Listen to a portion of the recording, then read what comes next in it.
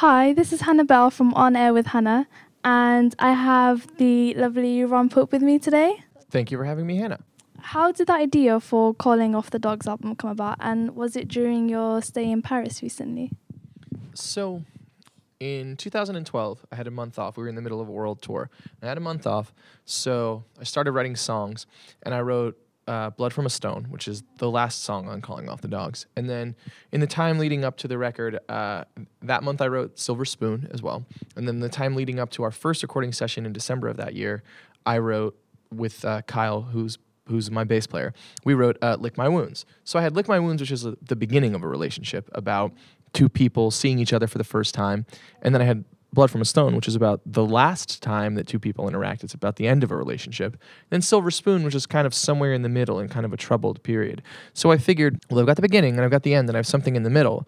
What if I were to fill it all in? So when I was living in Paris, I spent 2 months just writing songs and filled it in. And so I ended up writing about 50 songs and kind of sifting through them all to get the 11 that are the story. And then we recorded again in New York and kind of put it all together. So the album is intentionally meant to be some sort of story. It is indeed. Storyline. It's a concept album that follows two people from the first moment they see each other through falling in love, falling out of love, and then to their final interaction. So yes, it's a very purposeful 47-minute story. It's not, a series of 3 to 5 minute little, vignettes. It's one story. I remember watching your Lick My Wounds video, and for me, I feel that it took a very artistic approach, and it was very unique. Like, was that your intention, or what's the concept behind the idea of the video and the song? Well, honestly, I would love to say, because people always ask questions like this, like, oh, the album artwork or the video is so cool. Like, how did you come up with this? I'm like, well, the short answer is I did not.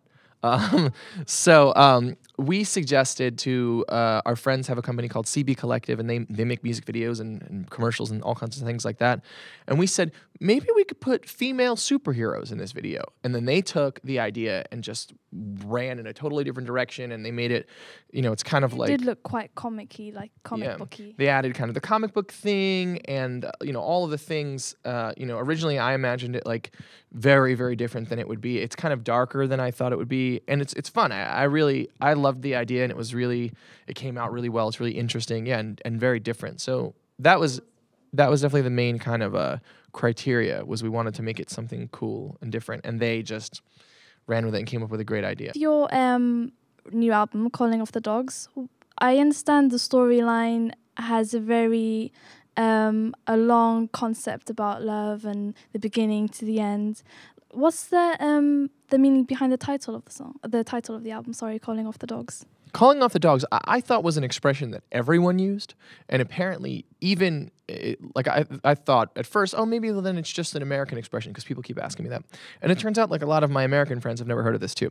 So when someone is calling off the dogs, if you say, call off your dogs, it means like stop attacking me, or stop, pressuring me or pushing me, like call off your assault, back up. And so it's a lyric from the song Silver Spoon. And basically what I do when I'm titling an album is I kind of listen through my record and I make notes and I write down ideas as they come. And, that was one of the things I came up with. And it felt like the sort of thing that you couldn't just title any album that. It felt like something that was unique. And the album feels so unique. I thought I should try something, unique. And rather than... there's a song on the album called Signs. Well, there's 50 albums on iTunes called Signs. You can go into a store and buy, lots and lots of records by various artists of various types that are called Signs. But Calling Off the Dogs, I'd never seen one before. What's your favorite song that you've ever written? For me, I think Silver Spoon is probably, at this point, my favorite thing that we're doing. It's incredibly varied. The production is like very reflective of what I want to do. It's very broad. There's orchestral elements and electronic elements and kind of crazy soundscapes, big guitars, big drums. Like it goes through a wide variety of things, gets very synthesized and then very organic. It becomes kind of all sorts of things. And so it reflects kind of what I wanted to do as a producer, and then also as a writer, I wanted to write something that had movements like a classical piece. And so that has very distinctive sections with very serious changes in them.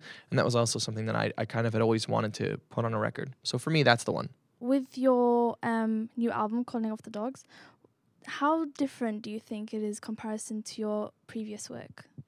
For me, I feel like it's a complete departure kind of from anything I've ever done before. I took away a lot of the rules that I used to give myself. Like the songs need to be a certain length, the songs need to be simple chord changes. I kind of threw all that out the window and did a lot of things that I'd always wanted to do that I restricted myself from. Like for instance, I just played Blood from a Stone for you. And so Blood from a Stone, I'd always wanted to write a song where I sang the whole thing in falsetto. One of my favorite singers is Richard Manuel from the band, and he sings in that high falsetto a lot of the time.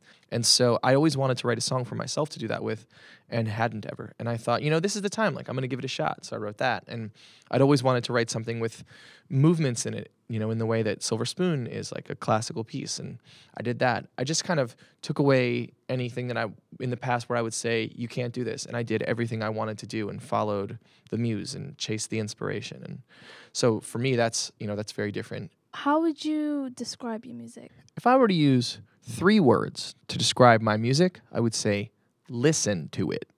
Like, trying to describe music with words is like trying to describe dancing by drawing a picture. It's not going to make sense unless you see someone dancing. Like, you couldn't explain that to an alien who'd never seen dancing by drawing it for them.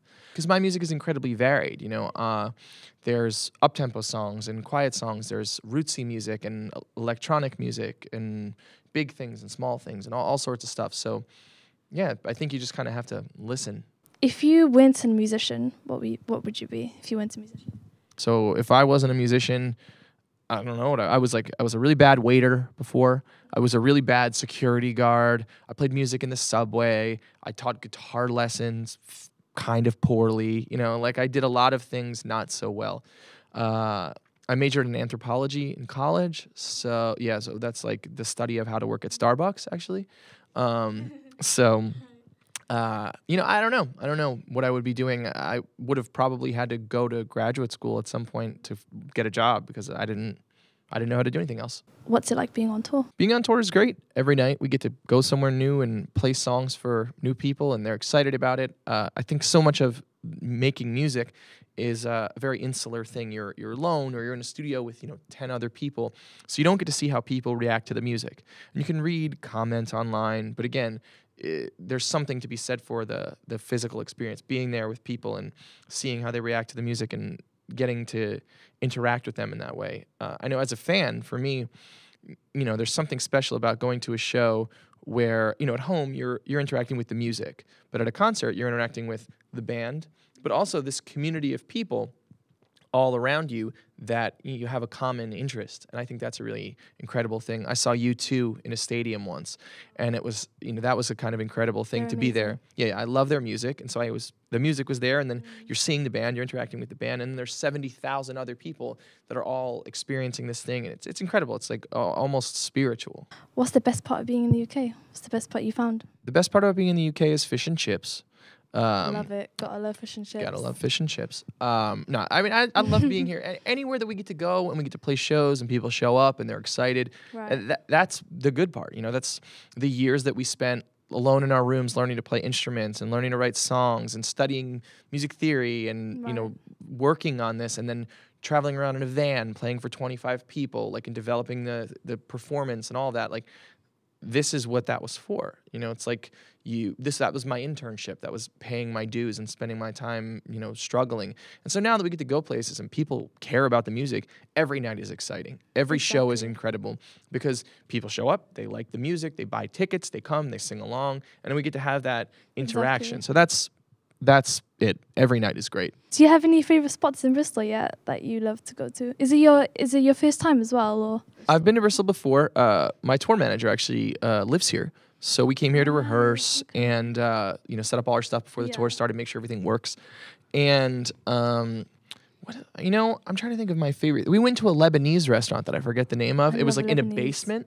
It was really fun. We enjoyed that. Food was good. Service was good. But I was here for 3 days once, so I haven't really experienced much of the city. I actually have a present for you to give you. Thank you. It's a cool little gift because I know you didn't come to Cardiff, and I was very upset about that. So I knew that my good fellow Dom just arranged me for this interview, and I thought, seeing as he's not coming to Cardiff, I'll get Cardiff to you. too. Oh, So I got thank you you. some cool can't even talk, Welsh souvenirs. Oh, thank you. That's so And nice of you. Thank yeah, I you. hope you enjoy that. And Thank a you. bit of a hint for your next UK tour. Okay, thank you. Because you do have quite a lot of fans in Cardiff. So Okay. that'll be really cool. So yeah, thank you, Mom, Well, thanks for having me. interviewing me. And I shall see you guys very soon. All right, thanks.